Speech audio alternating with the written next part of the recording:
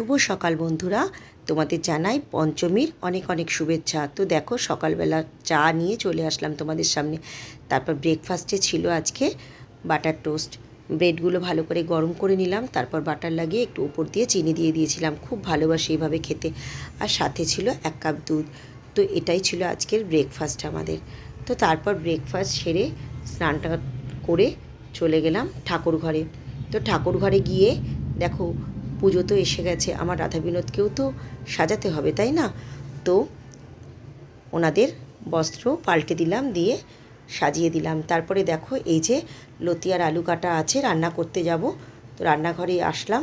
এই যে দেখো আলু সিদ্ধ, লতি নারকেল দিয়ে, কাঁচকলা ভাজা আর ডাল, সাথে ছিল লেবু। এই দিয়েই আজকে লাঞ্চ সারলাম। তারপরে একটু রেস্ট নিয়ে চলে আসলাম সন্ধেবেলা চা খেতে। তো আজকে চায়ের সাথে বিস্কুট ছিল, আবার একটু মুড়ি আর ভুজিয়াও নিয়েছিলাম। তারপর ব্যালকনিতে গিয়ে একটু বসলাম। দেখো চারিদিকে কত আলো, দেখতে পাচ্ছ বন্ধুরা? খুব ভালো লাগছিল জানো তো।